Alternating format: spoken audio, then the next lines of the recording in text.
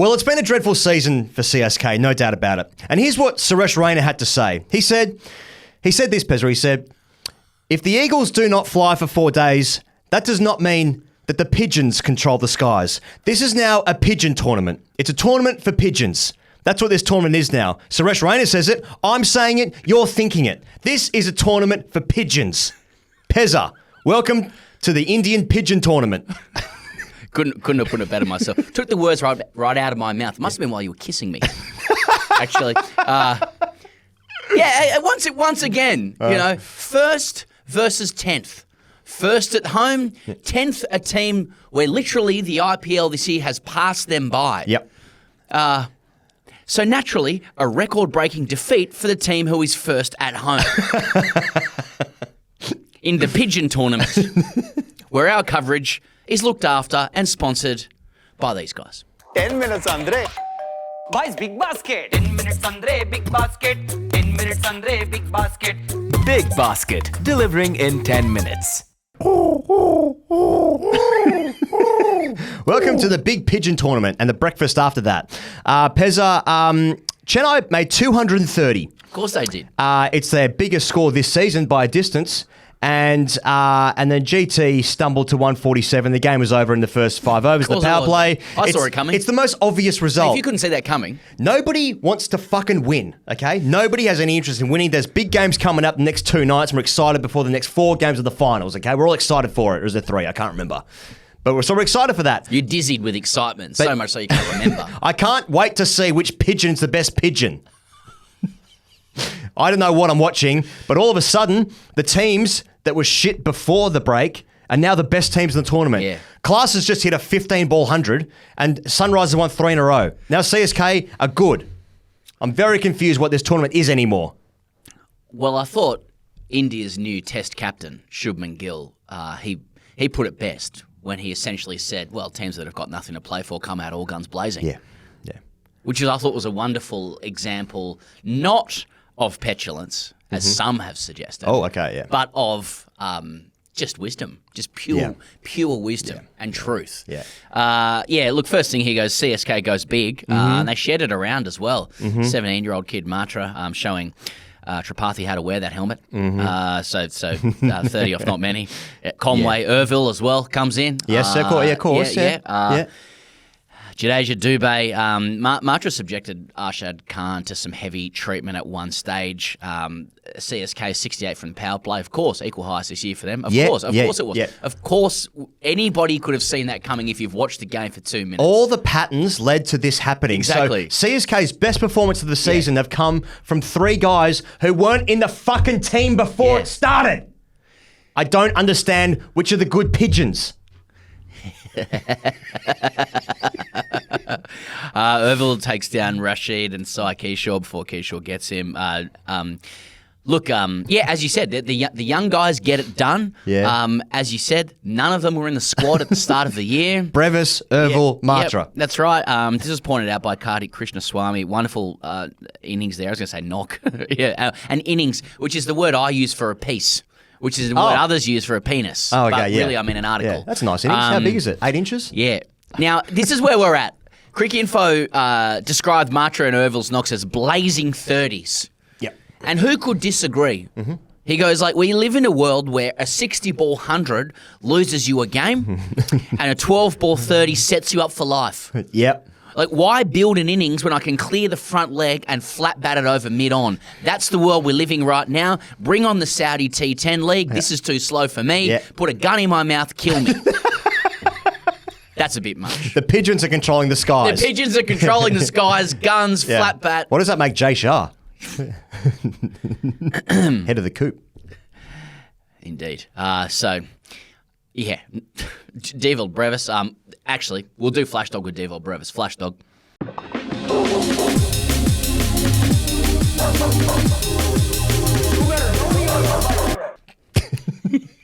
Brought to you by Big Basket. Yeah. For now.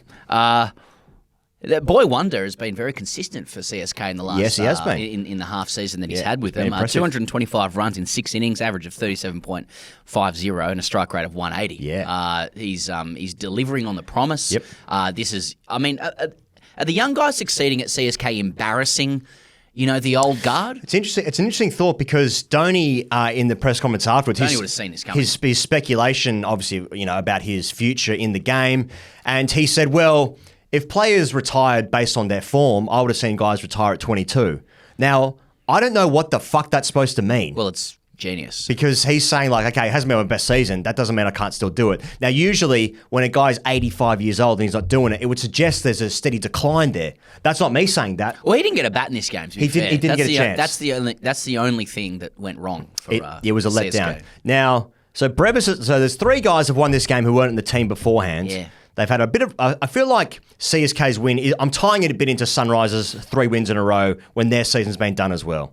But it does feel like They're the form teams of the comp. There has been some rejuvenation into CSK, which perhaps we've been asking for, in especially in this victory, where it's like, well, the future could be bright if some young blood was introduced. BREVIS, some of the fastest bat speed I've seen in, I can't remember someone fast, but I suppose what I'm saying is the bat speed is very impressive. Some clubbing down the ground. I think he gets off the mark first ball. It's a bit of a free hit. It's a full toss, smash it down the ground. But he can get underneath balls, which are very full of a length through bat speed. It's, I don't know. Yeah, he's athletic and dynamic and delivering on promise. I just suppose you don't need to hang on to your heroes for too long, which perhaps has been a problem.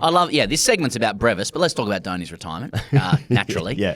I feel like symbolically Dhoni gets even more caught up in the retirement conversation, not just because he's 43, or so he's claimed, but because CSK is so obviously and have been so obviously playing a brand of cricket that belongs last decade. Yeah. And they are carrying a captain who is 43 years old, and the young guys are showing how it's done. But, nobody's hit more sixes in overs 17 to 20 this IPL That's a good than point. Dhoni. So is it Dhoni that's letting the team down? Right? Or is it just young guys are doing well, Dhoni's holding his own, he's marketable, he's worth heaps, and it's just heaps of other guys who are failing? I just think it's worth a question that no one else is allowed to have in India, of course. Now, you look at there's some young blood coming through. You obviously look at Suryavanshi, right, who lit up the tournament with that one particular innings. But so between a couple of lucky shots, that's right. So between Matra and Suryavanshi, the combined age is 12 years younger than MS Dhoni. Yet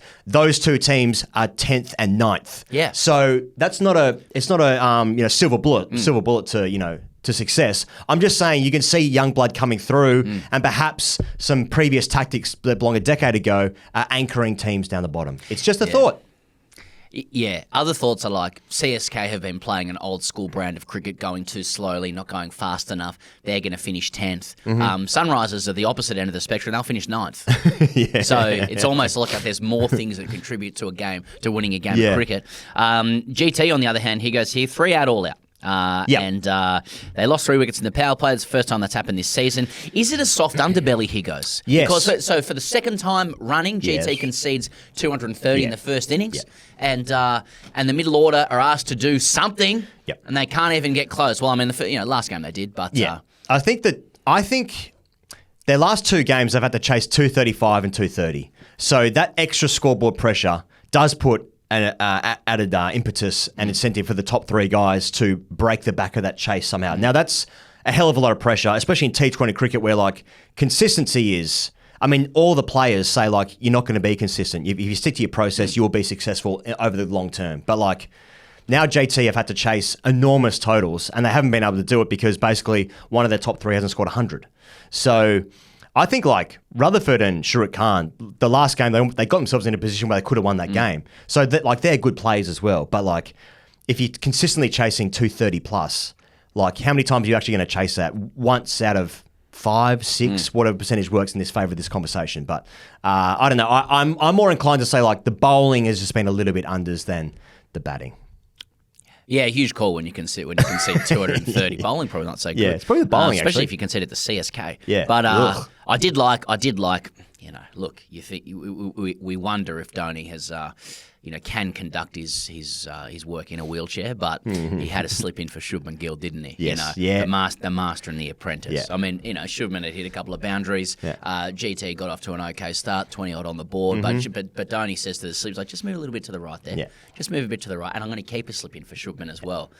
nick off. Comes down the wicket, nicks him. It just nicks him, and that's how. Yeah, you know. And Shubman with one eye on the forthcoming Test series against England. That's right. And First just time as only captain. keeping a slip in there. It just goes to show that you should have one if you've got 230 on the board. A couple of catches. Shout out Noor Ahmed. He can bowl again, 3 for 21. Not so much Rashid Khan. And Dhoni says he's got 4 to 5 months to decide if we'll be back, and he'd like to ride some bikes before then. he's Each to their own. He's going to do some horseback riding. And some bikes. Yeah, just what riding. sort of bikes is he riding? Is it push bikes, quad bikes? Is he I think he'll be on the quad. on the quad? I think I'm on the quad. Mate. Yeah. Well, Jumps, flips and shit. everybody knows that if you need some time to reflect, you just jump out to a farm, jump on a quad bike 4 or 5 times, and you'll know. Do you want to hit any And balls? You No. just know. Quad bike. Just riding around there. Yeah. Pigeons flying overboard. Yeah. So let's have a look at the table. Here goes. GT's done now. They've played there a lot of 14 games, 18 points, and we're looking at the race for the top 2. That's all that matters. Yes. We don't have. There's no European places to go for. No, or no, relegation issues yet. No. They might get some teams into Europe soon. Yeah. But a couple of European Cup teams. European cricket teams in the IPL at the moment. But Punjab and RCB 17 points, 1 game in hand. MI 16 points, 1 game in hand. Now, Punjab and MI are still to play. Yeah. They're going to be playing off for That one's tonight. That one's tonight. That one's tonight. It's in Jaipur, that one. Exactly. That's exactly right. Well done on passing the test that I knew the answer to. MI have a good net run rate. It's in Punjab's and RCB's hands. They win, they get those spots. Yep. RCB's away to LSG on Tuesday night. They'll know what they need to do. How can you expect anything other than the highest ranked team losing in these games? Yeah. But then again, now that I've said that, the opposite might happen. So GT have lost their last 2 games. Punjab and RCB lost their last game. And MI won their last game, but lost the game before that. So nobody wants to win. MI comes in lowest ranked team, so they're going to finish first. So they'll beat Punjab, and their net run rate is so good that they'll jump to first. RCB will then lose their game against LSG in Lucknow. Yep. They'll finish 4th. Yes. Because they'll drop down. They've already got a lesser run rate than Punjab. So the top 2 teams will be MI and GT. Yep. And then the other game will be RCB and Let's have a bit of Punjab. fun. Yeah. So. Let's have a bit of fun. But yeah. Yeah, okay. So that's what's going to happen. If CSK limited GT to 121 or fewer, they could have avoided the wooden spoon, but it was not to be. Yeah. Very, very interesting. Yeah. I did see in Cricket Info, though, it did end on a happy note for CSK with MS Dhoni taking the winning catch and celebrating with his teammates. Yeah. Mate, Sunrisers finished 6th. Sunrisers won their last 3 games. They had no result before that, then a string of losses. But they finished 2 points behind DC. And we deliberately didn't cover them this year. Yeah, that's right. Yeah. So Sunrisers game overnight, where that's the 3rd highest score ever in the IPL. They've got all 4 of the. I think they've got all the top 5. I think. Right. 200. When they get 280 something last 275. 276. Yeah. I mean, it's like I can't tell if their opposition's just on the beach or they're on the beach so they can relax or the wickets got better. I don't know what's happened in like the 10 days, whatever the break was between the tournament stopping and restarting. But like the form guide's gone out the window. There's no form. There's in no T20 cricket. Yeah, really. but even more so than now. Yeah, it's a fickle beast. Like, look at Sunrisers. They're just like, let's see if we can make 300 every game. Yeah. And you'll finish 6th. Yeah. Because sometimes you'll just blow teams out of the water, and other times you'll be a European cricket team. Sometimes maybe good, sometimes maybe shit. Exactly. Thank you. Hashtag AskTGC. Rocket222 says, I can confirm nobody wants to win or will win, but don't name the franchise or you'll be behind bars. Whoever is a king pigeon will win. Yep. King pigeons. I take the point here. Yeah. You can't name the franchise because you'll be in trouble, but the idea that there are teams who literally don't want to win, that's fine, right? We dealt with that about 10 years ago. Okay, yeah. For Jal Classico. So, I mean, I like the idea that no one's going to win, but, I mean, as Suresh Raina said, the Pigeons are controlling the skies now.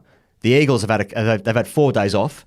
CSK have never lost this many games before in a season. It's their lowest ever finish in an IPL season.